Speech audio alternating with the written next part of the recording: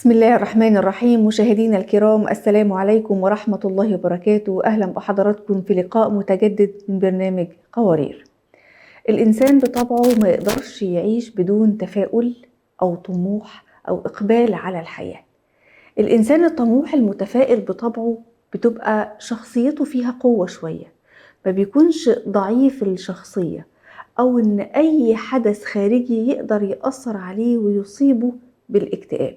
هو عنده طموح وعنده أهداف محددها ومخططها وحاطط خطة علشان يقدر يحقق الأهداف دي. طيب، الإنسان الطموح كمان في حال إنه أخفق في هدف من أهدافه، لما بيجي يقع ما بيقعش ويفضل خلاص يقول الدنيا انتهت وأصبحت سودة في وشي، ولكن لأ، بيحاول ويقوم مرة تانية علشان يكمل تحقيق أهدافه. إن كانت الخطة دي ما نفعتش يبقى الخطة التانية تنفع، وحاطط لنفسه بلان بي وبلان 2 كل حاجة. لكن هو شايف إن أنا عندي هدف وعندي طموح ومتفائل إن أنا أحققهم. الطموح والتفاؤل مرتبطين ببعض. ما ينفعش أكون طموحة وأنا ما عنديش تفاؤل، أو أنا أكون إنسانة مكتئبة وبقول أنا طموحة. الاتنين ما يبقوش ماشيين مع بعض. لكن مع الأسف بنشوف بعض النماذج اللي بتقول أنا مكتئب، أنا شايف الدنيا كلها سودة، هو أنا يعني لما أحدد أهداف وأروح عشان أحققها وأبذل جهد وأتعب وما تتحققش ما أنا بكتئب. فمن البداية لا أحط أهداف ولا أتعب نفسي. والبعض الآخر يقول لأ، ما ينفعش تكون عايش في الحياة بدون هدف معين. النهاردة في حلقة قوارير هنتكلم عن الطموح وعن التفاؤل. ازاي اكون انسانة طموحة وعندي تفاؤل، ولو لا قدر الله اصبت ببعض الحزن او الاكتئاب اللي طبيعي بنمر بيه كلنا، ازاي ما خليهوش يتمكن مني واقف على رجلي مرة اخرى. هنعرف كل التفاصيل دي باذن الله تعالى مع الاستاذة امال عبد القادر جوهر، مدربة التنمية البشرية واللايف كوتش والماجستير في التعليم. اهلا ومرحبا يا استاذة امال. أهلا وسهلا بيكي وببرنامجك وبمتابعاتك في قوارير. أهلا ومرحبا بحضرتك. قبل البداية في الحديث عن تفاصيل الطموح والتفاؤل وإزاي نكون طموحين، خلينا نتكلم الأول ونعطي تعريف مبسط لكل المتابعين ولكل القوارير اللي بيشوفونا النهاردة. إيه المقصود بالطموح وإيه صفاته؟ الطموح ببساطة هو الرغبة في تحقيق الأفضل، سواء كان في الحياة الشخصية أو المهنية أو الاجتماعية أو العلمية الأكاديمية. الرغبة في تحقيق الأفضل. هذه الرغبة قد تكون مثلا في مجال تنشئة أسرة، تربية أطفال ناجحين، بناء حياة أسرية مستقرة. يعني يختلف الرغبة، قد تختلف من شخص إلى آخر على حسب أهدافه أو على حسب المجال اللي هو فيه الآن. تمام. طيب، صفات الطموح ايه؟ هل الطموح ده يعني مجرد ان انا يبقى عندي اهداف عايزه احققها يبقى ده معناها ان انا عندي طموح، ولا في صفات محدده نقدر نقول عليها هي دي الصفات الموجوده في الطموح؟ طبعا في صفات وسمات مشتركة لكل الناس الطموحين. يعني احنا لسه ما وصلنا مرحلة النجاح في تحقيق الهدف. طموح الرغبة اللي هو الشجاعة، الشجاعة في اتخاذ القرار في إنه يشتغل على الموضوع هذا. تمام. تحمل العواقب أو تحمل النتائج اللي ممكن تحصل بسبب أني أنا عندي رغبة في العمل على هذا الموضوع. القدرة على التحفيز الذاتي، يعني لا أنتظر أن يكون في أحد يشجعني من برا، لا، أنا أشجع نفسي بنفسي، وأنا أتحمس بنفسي، وأنا أشتغل بنفسي، أكون محفزة لنفسي بنفسي. ووضوح الأهداف، يكون عندي أهداف معينة واضحة أعرفها، مكتوبة مرئية، فكرتها واضحة، وأنا لي علاقة بهذه الأهداف. وبالذات المرأة الطموحة يعني تستطيع أن ترى المستقبل يعني بعين متفائلة. سبحان الله، يعني تلقيها أنه مهما كان عندها تحديات، مهما كان عندها مشاكل، صعوبات، معوقات، إيش ما كان اللي حواليها، تلقيها يعني تنظر للمستقبل بعين متفائلة. يعني عندنا أقرب وأبسط مثال أخواتنا في قطاع غزة، يعني سبحان الله بتلاقيها بتشتغل، بتربي عيالها، بتشتغل على تنشئة جيل مستقر مؤمن حافظ للقرآن متعلم مثقف، مع بالضبط مع كل المصائب والأهوال اللي هم قاعدين يشوفوها، مع الإبادة الجماعية اللي قاعدة تحصل لهم، مع كل، لكن بتلاقيها بتشتغل على تغذيتهم الروحية العقلية الجسدية، على كل شيء. ليش؟ لأنه عندها نظرة مستقبلية متفائلة إنه هذا الموضوع حينتهي، هي مرحلة وحتعدي، ولما نيجي نعدي إن شاء الله بإذن الله حنكون في أحسن حال. هذا هو الطموح. يعني بغض النظر أنت وين محطوطة، عندك نظرة مستقبلية، رغبة جامحة في أنك توصلي لهذه الرؤية المستقبلية الجميلة اللي أنت حطتها في بالك. تمام، ممتاز جدا. طيب، هل أي شخص ممكن يكون طموح ومتفائل، ولا الطموح ده عايز شخصيات معينة بتمتاز بصفات معينة تختلف عن أي حد؟ يعني عايز شخصية فريدة، ولا أي حد ممكن يكون طموح؟ يعني هو صحيح إنه الفكرة العامة اللي عندنا إنه لا، لازم الشخص يكون شخصيته قوية، لازم يكون مثقف، لازم يكون متعلم، لازم مدري إيه عشان يكون شخص طموح. لا، الموضوع مو كده. الشخص الطموح ممكن يكون أي أحد في الحياة هذه عنده رغبة عارمة ويقين بأنه يريد الأفضل في هذا الشيء، يريد أن يصل للمستوى الأفضل. فعندنا مثلا في كتاب أعتقد اسمه مايند سيت أو جروث مايند سيت، بتتكلم الكاتبة أو الدكتورة عن العقلية النامية، عقلية النمو. طيب، عقلية النمو هذه هي اللي موجودة في الأفراد اللي عندهم قدرة على تطوير أفكارهم والعمل عليها، وبالتالي يكون عندهم الطموح. يعني هذه العقلية ما نقدر نقول موجودة عند فلان وما هي موجودة عند فلان، هي موجودة عند الكل. لكن الفرق بيكون إنه يعني مثلا شخص يركز عليها، على عقلية النمو، أنا حأصير أفضل، حأكون أحسن، حقدر أعمل كذا وهوصل كذا وأحقق الأهداف هذه. وشخص آخر تكون العقلية هذه موجودة عنده عقلية النمو لكنه ينومها، لا ما في أمل، الدنيا هذه أصلا أيوة ما في فايدة فيها، هو بنفسه ينوم العقلية النمو. بالضبط، عنده نظرة سوداوية، والدنيا كلها وحشة وبايظة، والناس كلها هتموت، والحرب العالمية هتقوم، فخلاص.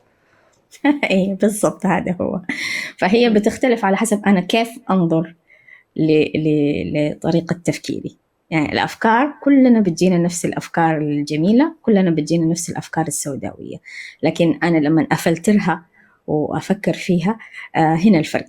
أنا بفلتر وبشيل الأفكار السوداوية وبشتغل على الأفكار الإيجابية اللي أنا أبغى أشتغل عليها. هنا أصبحت إنسانة طموحة متفائلة أعمل على أهدافي، والعكس هو العكس يعني.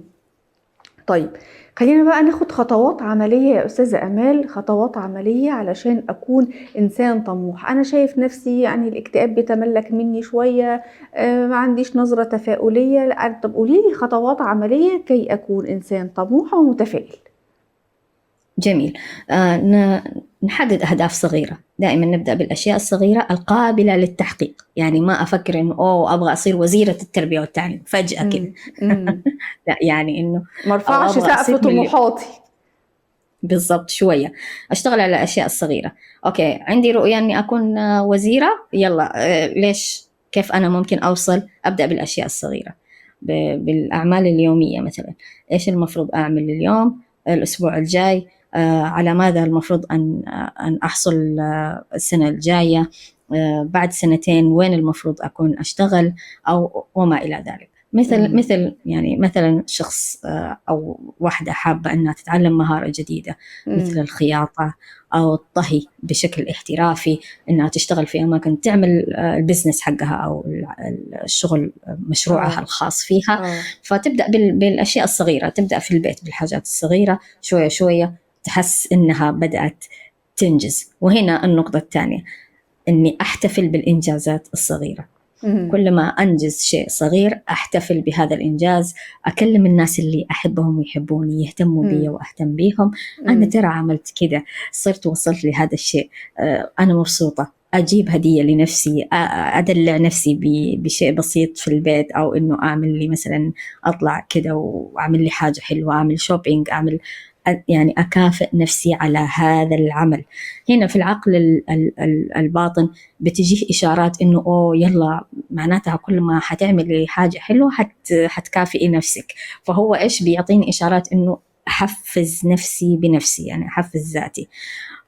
وبعدين عندنا غير كده حيكون في دائما عندي تفكير إيجابي. كل ما أنا اشتغلت على فكرة حلوة صغيرة، هدف صغير أنجزته، اشتغلت عليه، احتفلت به، حيكون عندي تفكير إيجابي. ليه؟ من وين حتيجي السوداوية؟ ما في مجال للسوداوية، بالعكس، يا سلام أنجزت هذا الشيء، معناتها أقدر أنجز هذا الشيء، وهكذا.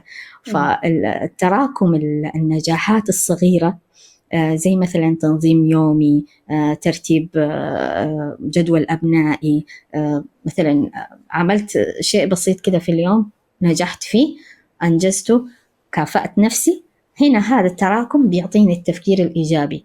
ومن هنا أقدر أبحث عن الدعم الاجتماعي. هذه النقطة الأخرى، الدعم الاجتماعي، مجموعة نسائية أتشارك معاها، صحباتي مثلا، ناس أحبهم يحبوني من أهلي، والدتي، يكونوا والدي، ناس اصلا زوجي، يعني أبنائي. عندهم طموح، ما يعني يقدروا ياخدوا بايدي، ناس بطبيعتها الجو المحيط بيهم ايجابي، ياخدوا بايدي مش يحبطوني. بالضبط. يعني مش إنه يعني إيه، يعني ما أنتي زيك زي كل ست في البيت، يعني إيه يعني نظمتي هتعملي ايه بيتك جديد؟ مثلا؟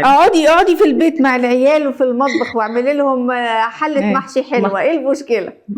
ما هو لازم أنت حتعرفي تطبخي، يعني كيف، مم. يعني ما شيء طبيعي، عارفة. فالناس اللي بتقول كده هذول ما في داعي يعرفوا التفاصيل هذه، أو أشاركهم إنجازاتي الصغيرة. ما اه في داعي، يعني إنه خلص تكون علاقتي بهم علاقة يعني وين اللي هو ما أحبطك، ما أزعلك، ما تزعليني ولا تحبطيني. صح. تكون علاقة جيدة. اه نعم. تمام. طيب ماذا لو تملكني إحباط ويأس وحزن، وحاسس إن مفيش أصلا فايدة من أي حاجة، لا أهداف ولا طموح، الكلام ده كله ملوش لازمة، وأنا في حالة من الاكتئاب والإحباط، إزاي بخطوات عملية أقدر أكسر الحاجز ده والحالة النفسية اللي أنا فيها دي، عشان أكون أو أرجع للتفاؤل اللي كنت عليه وللطموح اللي أنا كنت نفسي فيه؟ ال- الإحباط طبيعي. طيب بيحصل مع كل الأشخاص، لكن المشكلة بتكون لما الإحباط ياخد وقت أطول وأكبر من حجمه. هنا إحنا يحتاج لنا معالجة. لكن لو هو بشكل طبيعي، بشكل يعني من فترة لفترة، لظروف معينة، الإحباط بيجي أيضا من ظروف خارجية. قد تكون الأحداث مثلا الخارجية العالمية، قد تكون أحداث مثلا حاصلة في الأسرة، قد تكون أشياء حصلت، أو يكون هرمونات. فلما تعرفي نفسك، يكون عندك وعي بذاتك، بشخصك، بكينونتك كامرأة. مم. يعني متى هي تشوفي جدولك في الشهر، متى هي الأيام اللي هرموناتك مثلا تكون بيكون فيها الطاقة، يعني هرمون الطاقة بيكون عالي، متى هي الأيام اللي بيكون فيها هرمون الطاقة منخفض. في أيام في الشهر سبحان الله كلنا بنمر بها إنه ما تبغي تعملي حاجة، تبغي بس، حتى ما تبغي أحد يكلمك، ما تبغي، بالظبط يا دوبك بالظبط. يا دوبك هي الواجبات الأساسية اللي عليك، المسؤوليات اللي عليك تبغي فعلا. تعمليها وتخلصي منها وتبغي تهربي، بالعافية يعني كمان. تبغي. اه أيوه، بالظبط. وبالعافية بالضبط. فلما تكوني عارفة بأنك قاعدة تمري بالفيز هذا أو بالمرحلة هذه، هنا أنت حتطمني نفسك، هي صح، هي اليومين هذه أنا حكون كده، معلش خليها تاخد وقتها، مم. مرحلة وتعدي، شايفة؟ فحتديها فرصتها تاخد وقتها، هذا لأنه أمر طبيعي من الله سبحانه وتعالى، ما هو بيدي ولا بيد أحد فينا، وما هو أشياء ممكن ناخد عليها أدوية ولا لا، هو شيء طبيعي. اه. يعني موجود في الطبيعة البشرية في المرأة عموما. مم. فبتاخدي تديها وقتها، مرحلة تعدي وريلاكس، ما ترهقي نفسك، ركزي في الأشياء البسيطة، اعملي الأساسيات بس وارتاحي. تمام. بعد كده لو هي مثلا لو ظهرت لك هذه الحالة مثلا في وقت المفروض إنه يكون وقت نشاط ليكي، هنا أنت راجعي نفسك، ابدأي مثلا اتكلمي مع شخص موثوق، شخص قريب منك، شاركي مشاعرك مع صديقة أو أحد أفراد العائلة. يمكن هذا الشيء يقلل من الضغط. اكتبي المشاعر هذه، اكتبي تفريغ، أعمل تفريغ للمشاعر اللي عندي دي عن طريق الكتابة. عن طريق الكتابة أو عن طريق ممارسة النشاط البدني. بعض البنات تلقيها في أوقات الضغط تمشي تجري، أو إنها مثلا تعمل رياضة بسيطة اللي هو مشي أو رفع أثقال أو حاجة، أو تعمل بيلاتس أو أي نوع من أنواع الرياضات اللي ممكن تعملها سواء في البيت أو إنها تطلع تشم هواء، تغير يعني تعمل لها نشاط بدني مختلف. ودائما عودي إلى الأهداف الصغيرة، صغريها. يعني أنت في حالة إحباط الآن ما في شيء قاعد ينجح، صغريها، قللي شوية. يعني مثلا لو كان تعلم مهارة جديدة وأنت كنت ماشية في المهارة هذه، قللي من التوقعات الآن في هذه المرحلة وصغري من الهدف. كان الهدف مثلا إنك تقرأي صفحة أو صفحتين من الكتاب، قللي، خليه نص صفحة، خليه مثلا 5 سطور، عارفة، وبس، وقللي شوية من الأهداف واشتغلي عليها وبس، وقفلي الكتاب أو قفلي هذا وارتاحي. عارفة أنت بكده قاعد تدربي نفسك، ترجعي تدربي نفسك من أول وجديد، إنه يلا قليل دائم خير من كثير من قطع. مظبوط. شايفة؟ فهذه هنا التريك يعني اللي ممكن تشتغلي عليه. طيب قبل الختام أنا عايزة من حضرتك نصيحتين. نصيحة للأشخاص اللي بيكونوا مكتئبين بيتملك منهم الاكتئاب، وإزاي نقدر نعمل وقاية لحاجة زي كده، إن احنا نعرف نحس بنفسنا في البداية كده ونبدأ نعمل وقاية علشان ما ندخلش في المود ده.